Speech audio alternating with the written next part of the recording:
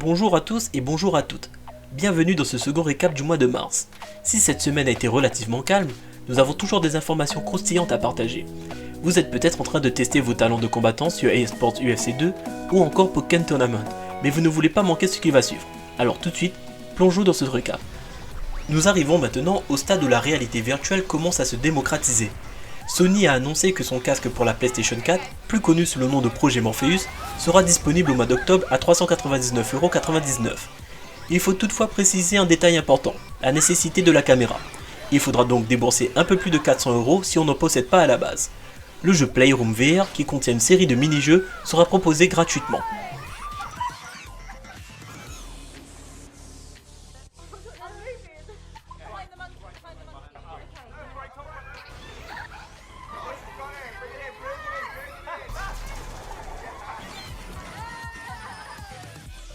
On n'y croyait plus, mais il faut croire qu'on ne doit jamais perdre espoir.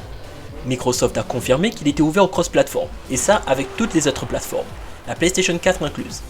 Il semblerait que le premier essai se fera avec le très populaire Rocket League. La porte est maintenant ouverte à certains titres qui étaient absents de la console pour cette raison. D'ailleurs, Phil Spencer, le CEO de Microsoft Games, a fait part de sa volonté de voir arriver Final Fantasy XIV. Malgré ce que peuvent dire les mauvaises langues, Star Wars Battlefront s'est très bien vendu et a su plaire aux joueurs. La rumeur comme quoi le DLC Bordure extérieure ne verrait pas le jour avant le mois d'avril s'est très vite envolée lorsque Electronic Arts a annoncé dans son trailer qu'il sortirait le 22 mars.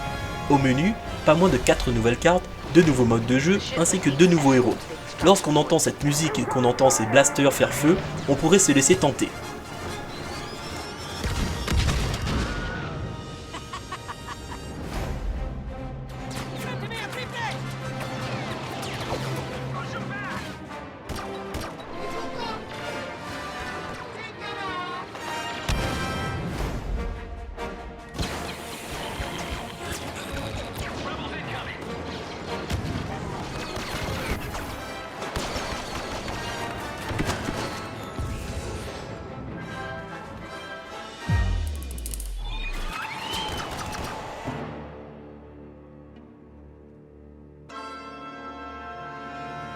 À tous les fans de JRPG, I Am Setsuna, précédemment appelé Setsuna of Sacrifice and Snow, débarque cet été chez nous.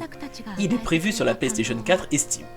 Développé par le studio Tokyo RPG Factory, ce titre se veut le descendant des JRPG qui ont bercé notre jeunesse. De ce qu'on a vu et entendu, il part sur des bonnes bases en s'inspirant des gameplays de la série de Final Fantasy et Chrono Trigger. Il serait bon de considérer à emporter sa PlayStation 4 ou son ordinateur portable en vacances. En parlant de nostalgie, les Tortues Ninja sortent des égouts et défendront New York à partir du 24 mai. Développé par le papa de Bayonetta, Platinum Games, ce dernier avait réalisé un essai concluant avec Transformers Devastation. On veut croire qu'ils sauront apporter leur originalité avec Teenage Mutant Turtles Ninja, des mutants à Manhattan.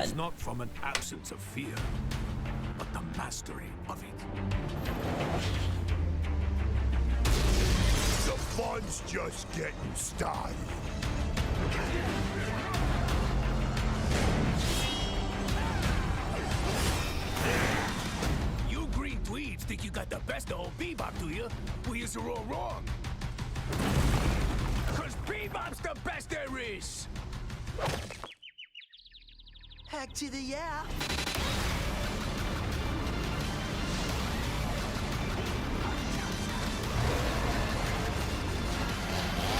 You're in the king's turn now!